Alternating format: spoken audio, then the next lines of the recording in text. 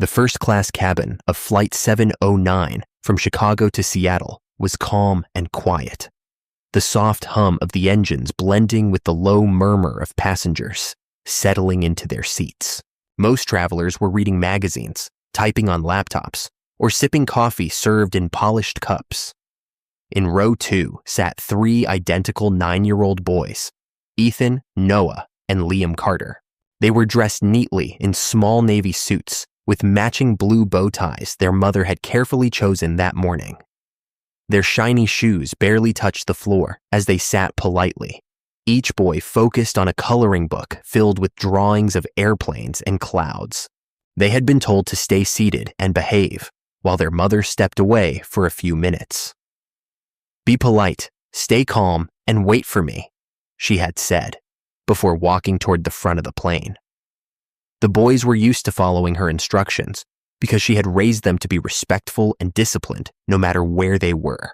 For 20 minutes, they had been completely quiet, occasionally whispering to each other about the surprise birthday party they were flying to attend for their grandmother.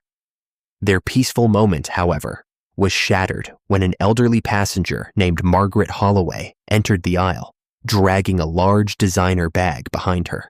Margaret was 72 years old and carried herself with the rigid posture of someone who had spent her life believing she deserved the best seat in every room she entered.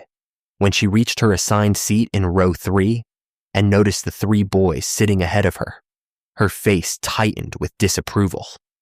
Her eyes narrowed as she examined them from head to toe.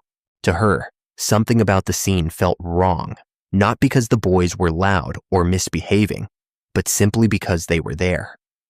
She turned to the flight attendant and spoke loudly enough for half the cabin to hear. "Excuse me," she said sharply, pointing toward the boys. "Why are these children sitting in first class? Where are their parents?"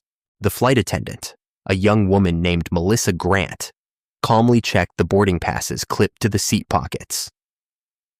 "Ma'am, they are properly ticketed and traveling with a guardian," she replied politely. But Margaret shook her head, clearly dissatisfied with the answer. "I've been flying first class for over 30 years, she snapped. "I know what belongs here and what doesn't." Her voice carried a tone that made several nearby passengers glance up from their phones. Ethan, the eldest by a few minutes, felt a knot forming in his chest. He remembered what his mother always told them when strangers acted unkind. Remain calm, stay respectful, and never argue. So he kept coloring quietly, trying to ignore the woman's glare burning into the back of his head. But Margaret wasn't finished. As she lowered herself into her seat behind them, she muttered complaints under her breath about declining standards and people who don't belong. Then suddenly, she kicked Ethan's seat hard. The jolt caused the boy's juice box to tip over, spilling orange liquid across his drawing and onto his shirt. Startled, Ethan quickly stood up. "I'm sorry, ma'am," he said softly, believing somehow he had done something wrong. But before anyone could react, Margaret's hand swung through the air. The sharp crack of the slap echoed through the quiet cabin. Her palm struck Ethan's cheek so hard that his head snapped sideways. A bright red mark immediately appeared on his face. For a moment, the entire first-class section fell silent. Noah jumped to his feet in shock. "Don't hit my brother," he shouted, his small voice shaking with fear and anger. Without hesitation, Margaret slapped him too. Liam, sitting by the window, began crying loudly, terrified by what he was seeing. The elderly woman raised her hand again, as if to strike him next. But Melissa, the flight attendant, rushed forward and grabbed her wrist. "Ma'am, stop!" she exclaimed. "You cannot hit passengers. That is assault." Passengers were now standing in the aisle, some shouting, others recording the scene on their phones. The 3 boys huddled together in their seats, crying and confused. Their coloring books lay abandoned on the tray tables, their once happy excitement about the trip completely gone. Through the chaos, no one noticed the woman walking slowly down the aisle from the front of the cabin. She had just stepped out of the private suite at the front of the aircraft and was returning to her children after finishing an urgent phone call. Her name was Angela Carter, and the moment she heard her sons crying, her heart dropped. At first, she didn't understand what had happened, but as she moved closer and saw the red handprints on Ethan and Noah's faces, a cold fury spread through her chest. She knelt down and wrapped all three boys in her arms. "It's okay," she whispered gently, though her voice trembled with controlled anger. "Mom is here."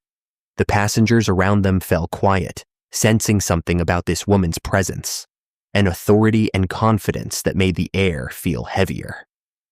Margaret Holloway, however, had no idea who she was. She simply crossed her arms and scoffed loudly. "Finally," she said. "You're the mother?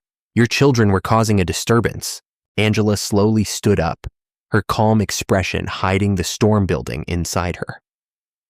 What Margaret didn't know, what no one in the cabin realized yet, was that Angela Carter wasn't just another passenger.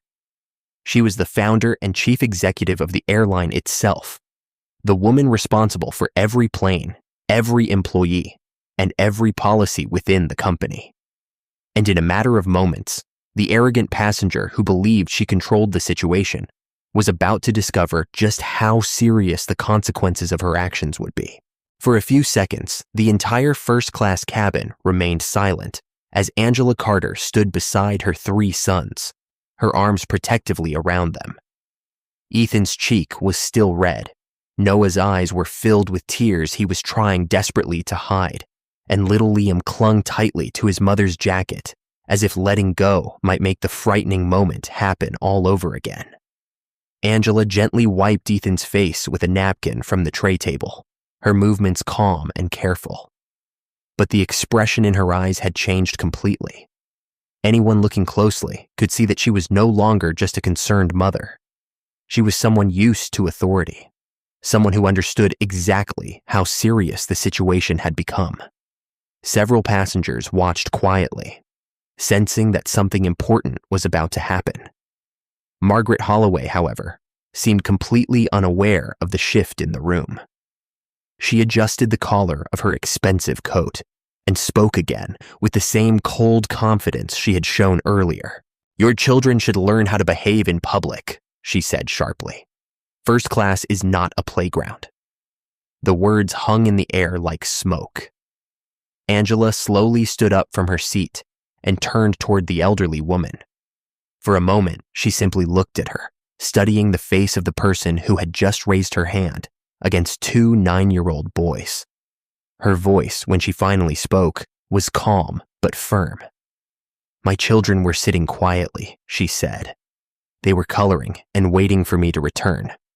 I want to understand why you felt it was acceptable to strike them." Margaret rolled her eyes as if the answer was obvious. "Because someone has to teach them discipline," she replied dismissively. Several passengers gasped quietly at the comment. Melissa Grant, the flight attendant who had tried to intervene earlier, stepped forward again, clearly shaken by everything she had witnessed. "Ma'am," she said to Margaret, "you cannot justify hitting anyone on this aircraft, especially children." But Margaret waved her hand as though the warning meant nothing. "I've been flying longer than you've been alive," she snapped. "People like me built airlines like this." At that moment, Angela's expression changed from controlled patience to something colder and far more serious. She reached into the pocket of her blazer and pulled out a small silver identification card attached to a leather holder. Turning slightly so the nearby passengers and crew could see it, she spoke clearly. "Actually," Angela said, "people like me built this airline." Melissa's eyes widened immediately when she recognized the card. It carried the company logo and the name Angela Carter, Chief Executive Officer, printed beneath it. A ripple of whispers spread through the cabin as passengers began realizing what was happening. The woman standing protectively beside the three boys was not just another traveler. She was the person responsible for the entire airline. Margaret's confident expression faltered for the first time.